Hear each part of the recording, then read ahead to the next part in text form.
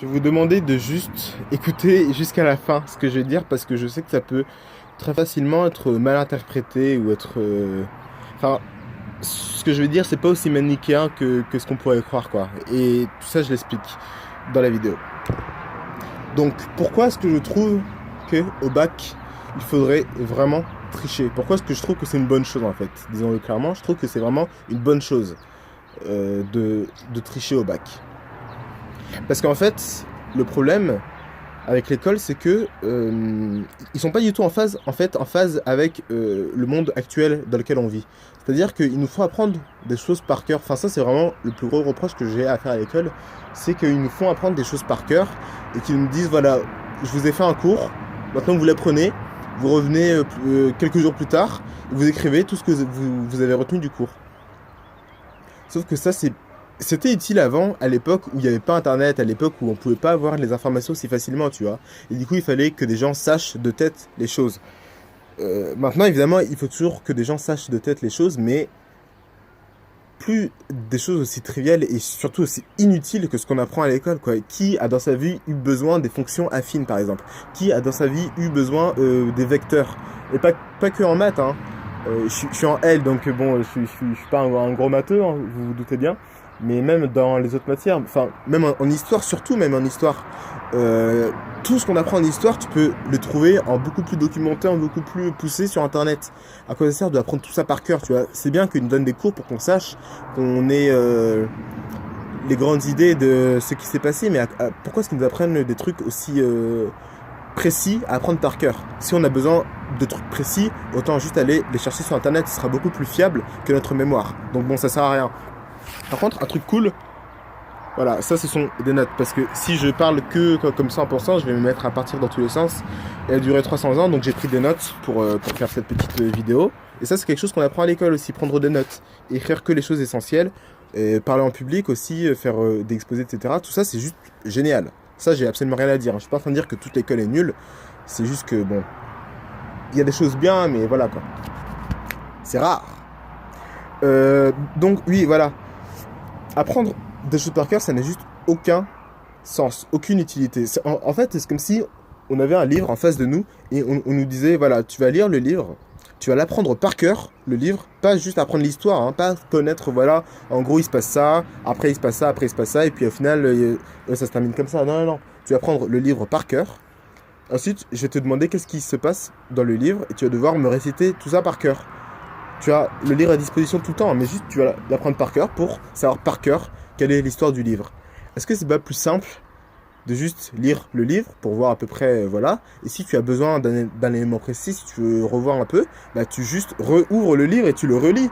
Le livre est en face de toi, tu as le livre à disposition, pourquoi est-ce qu'on doit l'apprendre par cœur, tu vois? Bah, ce qu'ils nous font, c'est exactement pareil, on a toutes les informations à disposition, tu vois. Évidemment, il faut connaître quand même de tête certaines choses dans les grandes lignes, mais quand ce sont des choses précises, à quoi ça sert de devoir les apprendre par cœur? Bref, c'est totalement absurde. Et ce qui est logique, c'est ce qui se passe par exemple aux États-Unis. Je suis allé dans un lycée aux États-Unis pendant quelques semaines. Quelques semaines.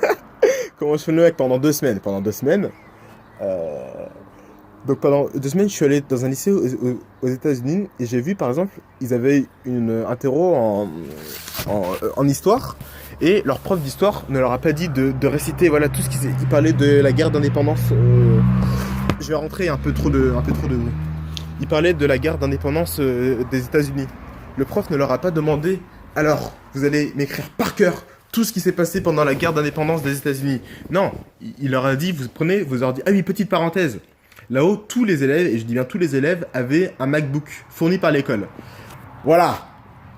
Je dis juste, voilà. Hein, je sais pas où est-ce que vous avez eu cours, vous, mais moi, dans mon école, j'avais pas de MacBook. Voilà. Ils sont où nos MacBooks, bordel? Non, mais ils avaient droit à leur ordi, donc, et leur prof leur a dit, en cherchant, etc., sur Internet, écrivez-moi un résumé, en gros, de ce qui s'est passé pendant la guerre d'indépendance des États-Unis.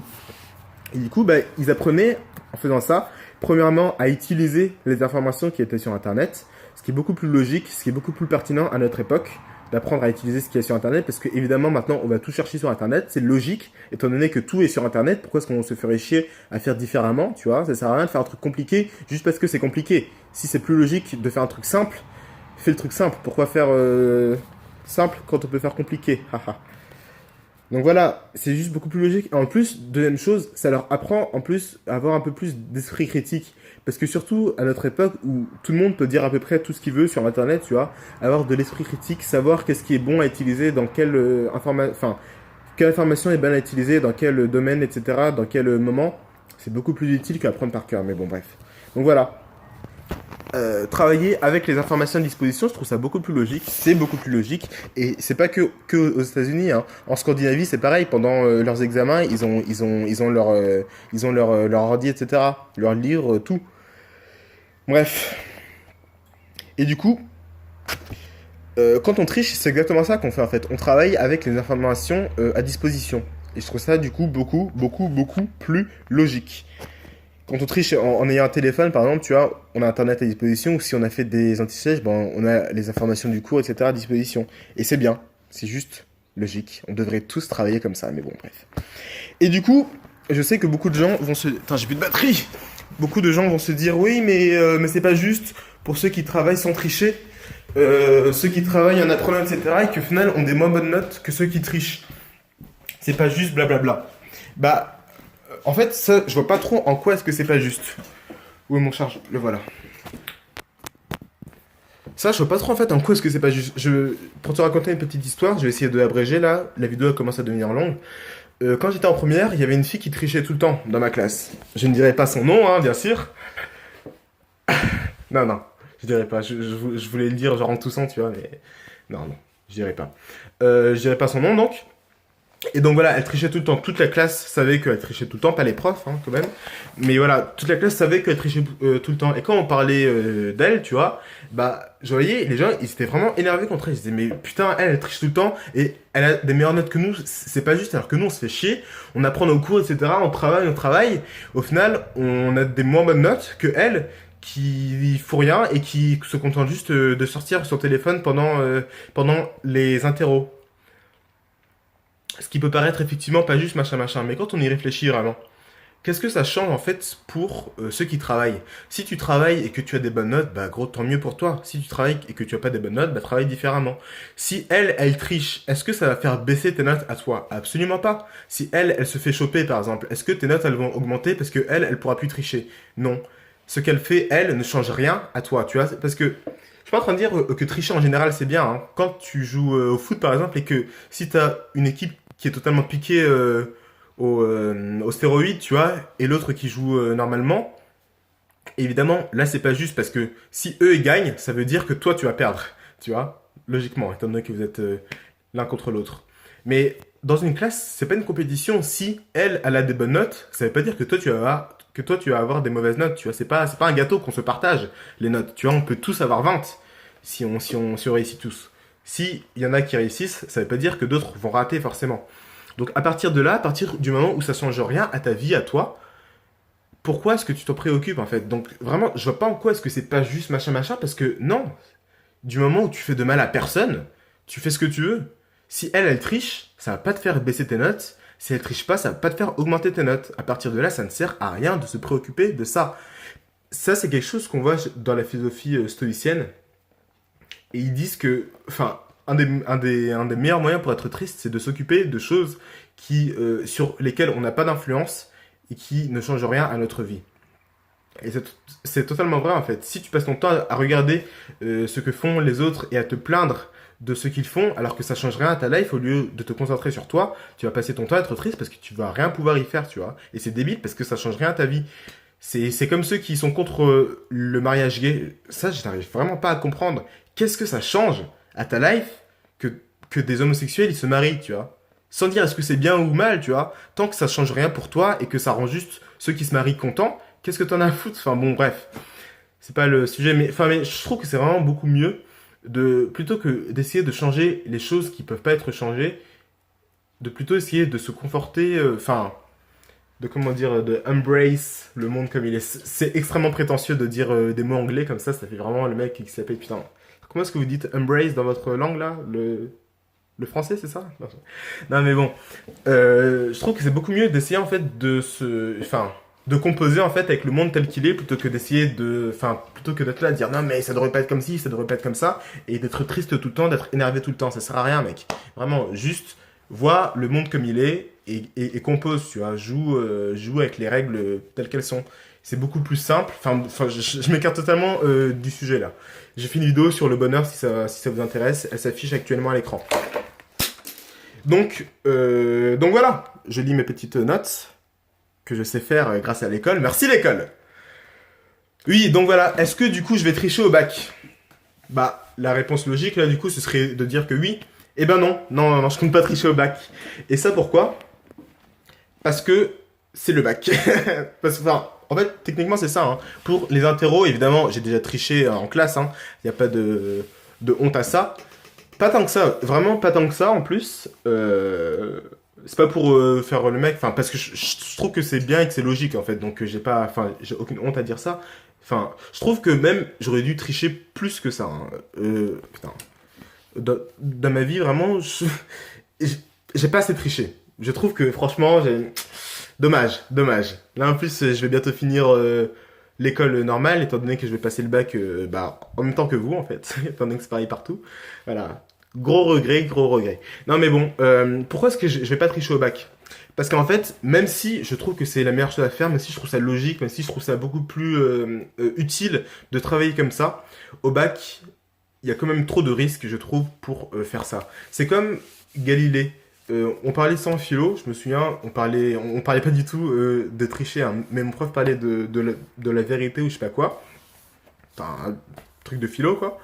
Et il disait que Galilée, par exemple, quand il a découvert que la Terre était ronde et qu'il a dit aux gens que la Terre est ronde et pas plate comme on pensait à l'époque, quand il a commencé à se faire menacer d'être exécuté parce que l'Église n'était pas d'accord avec lui, parce qu'à l'époque de Galilée, il valait mieux être d'accord avec l'Église. Ah bah écoute, c'était comme ça.